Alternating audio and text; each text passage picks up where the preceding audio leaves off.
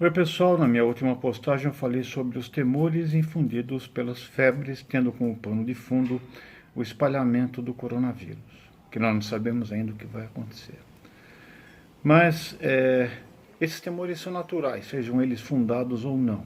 E nós, profissionais da saúde, e mesmo a população, talvez tivesse que estar ciente de que isso não é uma prerrogativa dos dias de hoje, sempre acompanhou a humanidade porque doenças febris foram, digamos, motivo de muito sofrimento e, inclusive, com um grande número de mortes ao longo da história. Bom, nós médicos não temos essa capacidade nem a formação de descrever de forma precisa o que se passa na alma das pessoas. Talvez os psiquiatras sejam mais capacitados para isso. Mas eu vou partir do pressuposto que, mais do que os psiquiatras, os artistas souberam captar com muito mais clareza os temores que vão por dentro da gente. E entender esses temores é fundamental para a gente cuidar dos pacientes de forma integral. Então, eu vou convidar vocês para dar um passeio, me atrever, eu não sou um crítico literário, nem um conhecedor profundo da arte, mas de ver como é que os artistas abordaram as febres ao longo da história da humanidade. Talvez o primeiro relato, e também vou me limitar à literatura ocidental, né? Porque a gente, infelizmente, aqui do Ocidente pouco conhece do que aconteceu no Oriente Médio ou na Ásia, pouco disso chegou até nós. Mas vamos lá. Tucídides ele escreveu a história das guerras do Peloponeso. E ele publica, mais ou menos 430 antes de Cristo, no seu volume onde ele descreve a morte de Péricles, que morre de febre. Morreu ele e uma grande quantidade de homens, tanto nas cidades, em Atenas, como no exército grego. Tem vários agentes infecciosos que são candidatos a isso, riquétias, como o tifo, bactérias, um vírus hemorrágico, como aconteceu na febre hemorrágica viral, a MERS, Middle East Respiratory Syndrome, ou até mesmo a peste. Mas ainda os paleopatologistas estão trabalhando para ver se recupera o material genético dos remanescentes, dos ossos das pessoas para identificar o agente.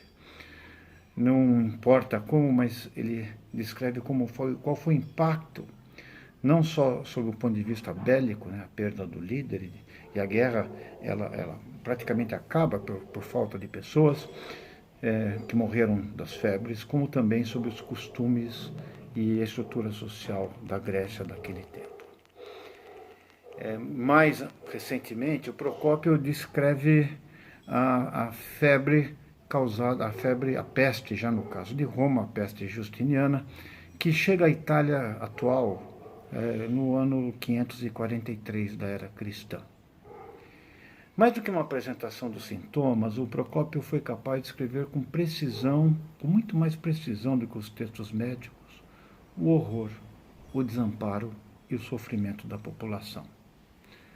Mas talvez o livro que, digamos, mais me marcou, pelo menos, foi o Decameron, do Boccaccio. Ele descreveu a peste que dizimava a população de Florença em 1348.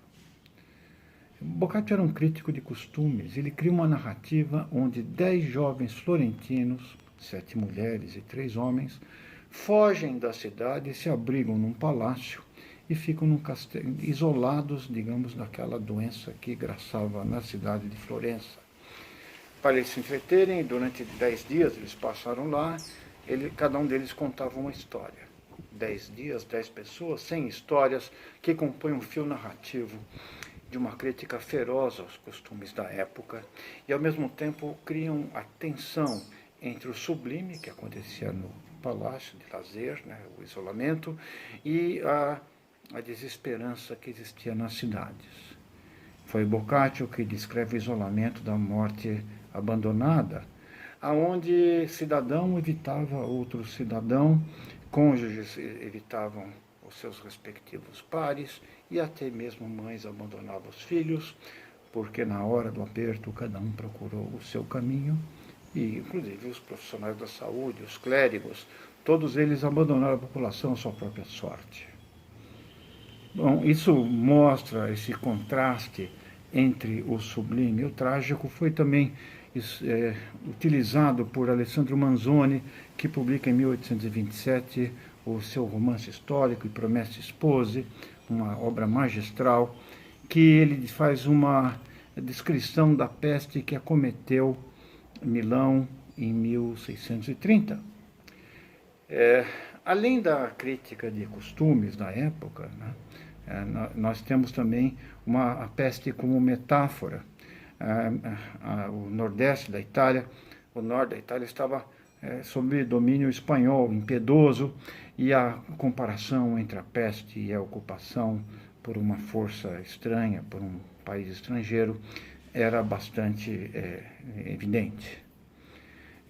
Isso também essa metáfora foi utilizada mais recentemente por Albert Camus, quando ele escreve a peste em 1947, onde ele descreve o episódio de presença de peste bubônica em Oran.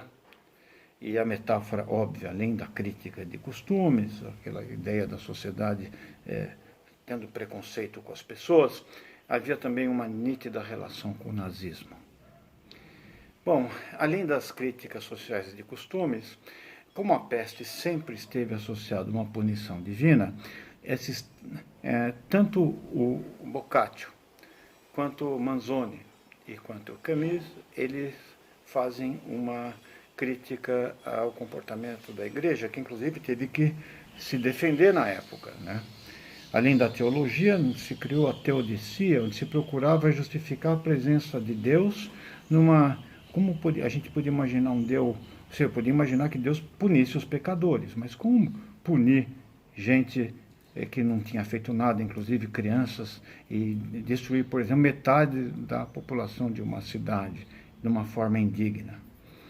Isso levou as bases, a peste na Idade Média, inclusive as bases da Reforma, que depois se espalhou ao longo do Renascimento para o norte do país. Bom, esse cachorro está na área, eu não consigo sossegar, então ele vai entrar como contra-regra disso. Mas essa literatura, né, principalmente a de Manzoni, a de Camus e um pouco do Boccaccio, também ressaltam a peste como um pano de fundo que permite que os nossos preconceitos assumem, saiam dos cantos mais escondidos da nossa alma e atinjam a sua plenitude. Os culpados de sempre, né? Os judeus, os ciganos, os miseráveis, os imigrantes, eles são muitas vezes culpados pela disseminação da peste, seja por um castigo divino, seja por deliberadamente e ardilosamente colocarem venenos e poções nas cidades possivelmente em parceria com aquele que não se diz o nome, aquele que, se a gente falar, aparece, o canhoto, o caramulhão. Bom, eu falei um pouco, acho importante que a gente veja isso, porque no momento atual, a gente ainda usa, não estamos livres disso.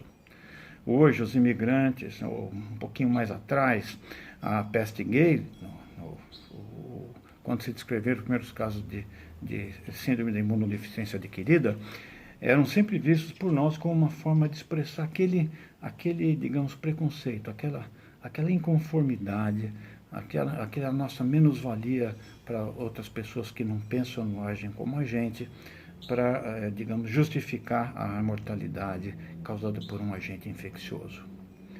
Eu não quero me estender muito, mas nós temos eu falei muito de literatura, eu recomendo a leitura desses livros, mas eu também convido vocês a darem uma volta nas pinturas de Tintoretto, de Bruegel, que descreveram muito bem durante o Renascimento a visão pictórica do terror embutido pela peste. O cinema, Ingmar Bergman, no Sétimo Selo, narra a volta de um cavaleiro que foi às cruzadas e perde a fé. E encontra o seu país devastado pela peste, joga xadrez com a morte. E no final, o desespero maior não é a morte, mas o vazio que ele vai encontrar depois disso. Mas também havia preconceito contra ciganos e artistas nesse livro. E o Filadélfia, com Tom Hanks, mais recentemente, mostra a história de um advogado que digamos, punido com a doença por ser homossexual. Bom, eu parto do pressuposto que todo mundo que cuida de saúde tem que cuidar do corpo e também da alma. Talvez a exposição, a forma como os artistas enxergam a doença possa facilitar isso, porque eles têm uma lente mais precisa do que o nosso microscópio, a lente do seu coração e da sensibilidade. E finalmente, como professor, como eu gostaria de ter tempo ou espaço no currículo médico para falar disso para os meus alunos. Um abraço e tudo de bom para vocês.